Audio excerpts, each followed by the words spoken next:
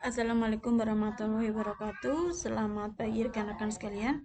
Baik, hari ini Ibu akan menjelaskan terkait bab populasi dan sampel. Pertama-tama, untuk tujuan pembelajaran pada kali ini, episode kali ini, yang pertama, mahasiswa diharapkan mampu memahami konsep populasi. Yang kedua, mahasiswa diharapkan mampu memahami konsep sampel. Kemudian mahasiswa diharapkan cara menghitung jumlah sampel yang benar. Yang keempat, mahasiswa mampu membedakan jenis teknik sampling. Baik, yang pertama adalah populasi. Apakah itu populasi? Jadi populasi dan sampel merupakan hal yang sering dilakukan, sering berkaitan dengan peneliti. Jadi nanti akan dibahas di bab ketiga, yaitu bab metode penelitian. Baik, yang pertama yang disebut populasi. Jadi populasi adalah wilayah secara umum yang memuat semua anggotanya dan memiliki karakteristik tertentu. Bisa lihat di layar bahwa populasinya adalah siswa SDN Guntur 1. Jadi siswa SDN Guntur 1 itu terdiri dari beberapa banyak kelas. Kelas 1, kelas 2, kelas 3, kelas 4, kelas 5, kelas 6. Jadi populasi itu wilayahnya secara menyeluruh. Nah, kalau kelas 1, kelas 2, dan kelas 3 itu disebutnya adalah anggota populasi. Jadi berdasarkan pada gambar bahwa populasinya siswa SDN Guntur 1, sedangkan anggota populasinya ada 6. Kelas 1, kelas 2, kelas 3, 4, 5, dan 6. Nah, contoh lain ini terkait populasi, yaitu misalnya populasi rektor Universitas se-Jawa Tengah. Jadi, anggota populasinya ada Universitas rektor. Jadi ini rektor Universitas, misalnya Universitas Negeri Semarang, rektor yang ada di Ngudi Waluyo, Universitas Negeri Solo, dan yang lainnya. Atau populasi mahasiswa pendidikan ekonomi Unpam, artinya semua mahasiswa prodi pendidikan ekonomi merupakan populasi. Nah, untuk anggota populasi dari mahasiswa pendidikan ekonomi misalnya mahasiswa semester 1, semester 2, semester 3, semester 4, semester 5, hingga semester 14. Nah, ada lagi populasi mahasiswa pendidikan dasar matematika UNES. Nah, sama saja. Cuma yang membedakan wilayah tertentu saja. Karakteristik tertentu. Ada yang karakteristiknya misalnya tadi anak rektor, atau pendidikan ekonomi, atau pendidikan dasar, dan yang lainnya. Nah, selanjutnya adalah materi terkait sampel. Apa itu sampel? Populasi dan sampel merupakan sesuatu yang berkaitan. Jadi sampel itu adalah bagian dari populasi. Jadi misalnya seorang peneliti ingin meneliti terkait mahasiswa pendidikan ekonomi Universitas Pamulang, maka bisa diambil sampel misalnya mahasiswa semester 4 saja, atau semester 5 saja, atau 6 saja.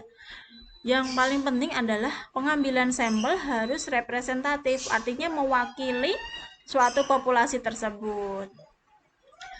Nah, contoh lain adalah peneliti akan meneliti terkait minat siswa SDN Guntur 1.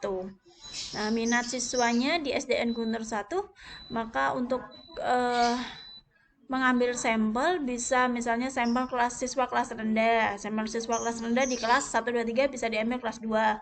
Siswa kelas tinggi 4, 5, 6 bisa diambil sampel kelas 5. Begitu. Jadi sampelnya harus representatif atau mewakili suatu populasi tertentu. Nah, untuk menghitung sampel, jadi ada beberapa cara untuk menentukan berapa sih jumlah sampel yang harus digunakan peneliti. Misalnya populasinya 100, berapakah jumlah sampelnya?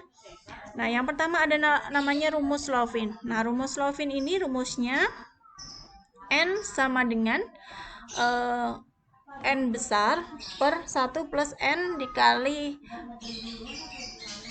alfa kuadrat. Nah, keterangannya N kecil adalah jumlah sampel, jadi jumlah sampelnya berapa?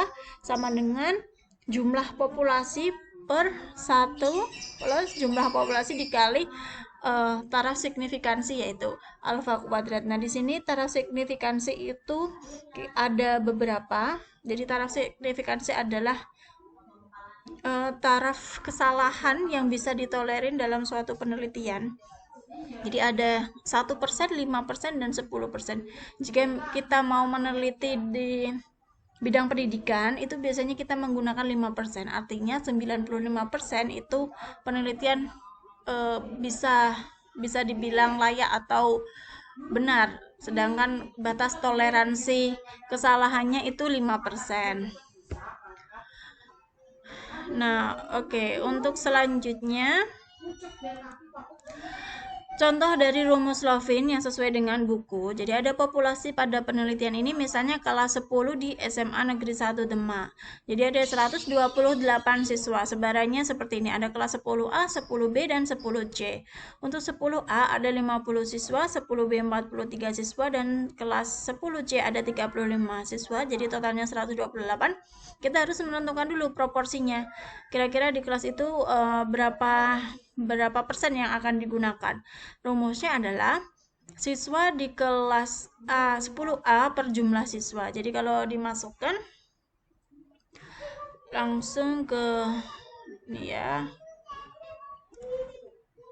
pakai equation editor dulu ya.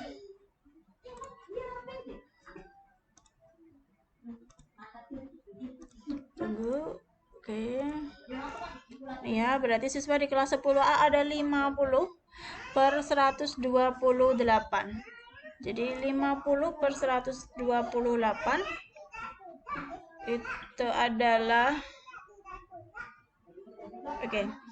sama dengan 50 dibagi 128 ada 0,39 ya. Oke, selanjutnya juga sama untuk proporsi kelas B, berarti tinggal ibu copy aja ini.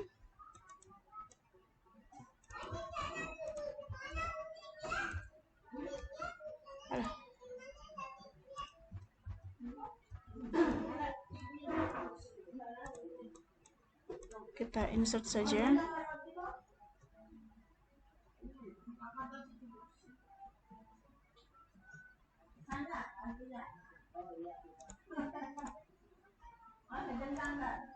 Tapi ada juga ya Budi, wajib juga dijalankan dengan biaya.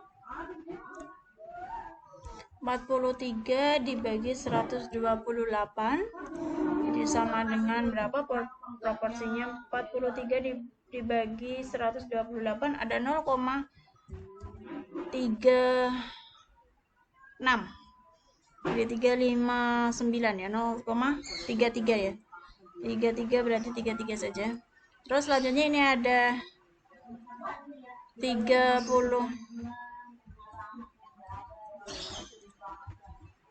Nah, ini berarti ada 35 dibagi 128 sama dengan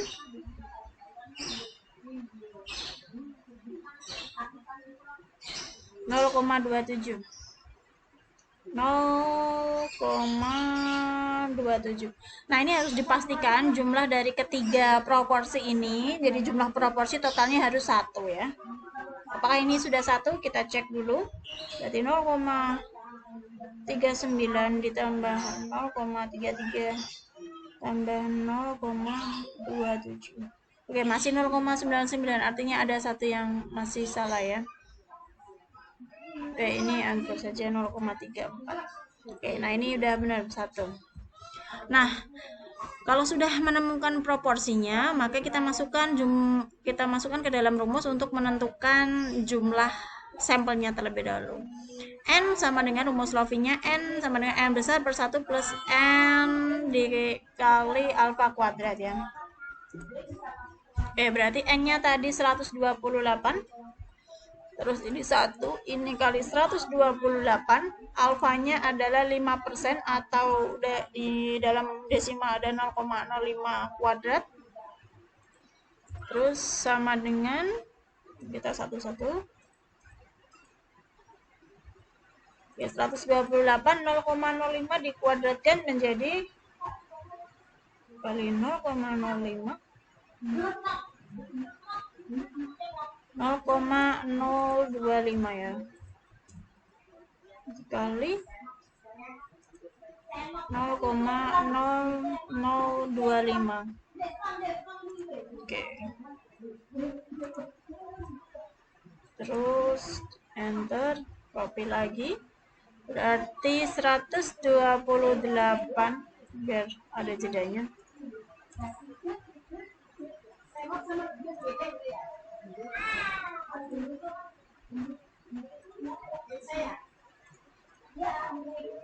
Seratus 128 kali 0,32 ya. 128 dikali 0,0025 adalah 0,32.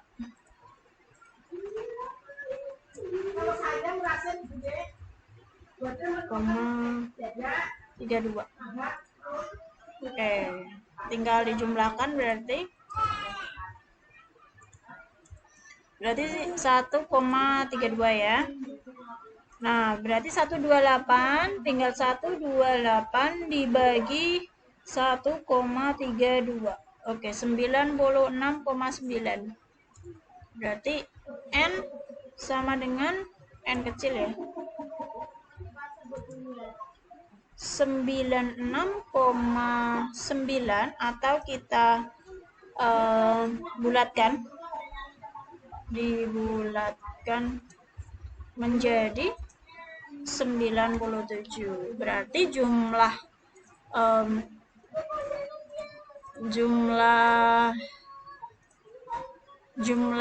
sampelnya adalah 97 siswa. Begitu cara mencari sampelnya. Nah, karena tadi sudah uji proporsi sudah, menemukan sampelnya juga sudah, maka selanjutnya adalah menghitung sampel di setiap kelasnya. Nah, ini. Jadi sebaran populasinya 10A, proporsinya tadi adalah 0,39, 0,34,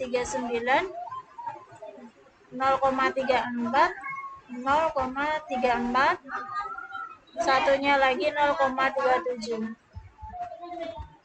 Nah, jumlah populasinya tinggal dikalikan saja dengan 97. 0,39 dikali 97. Ini 97. Oke, hasilnya adalah 37,8 atau sama dengan 38. Tinggal ini 0,34 dikali 97. 0,34 kali 97, 33 ya. 33.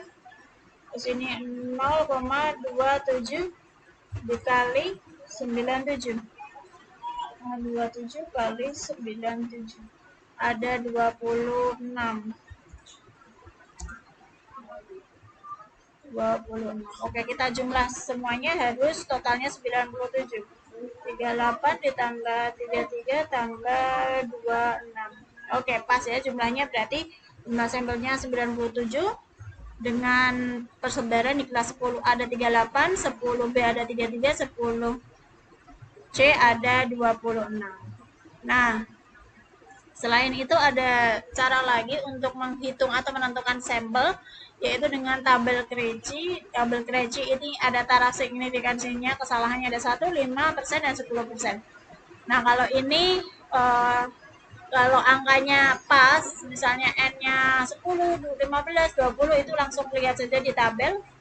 Karena kita pendidikan pakainya 5%, jika jumlah siswanya 100 ya berarti 78 ini. Begitu. Baik, itu cara dari menghitung sampel. Silahkan dikerjakan berdasarkan tugasnya ya. Sekian, wassalamualaikum warahmatullahi wabarakatuh.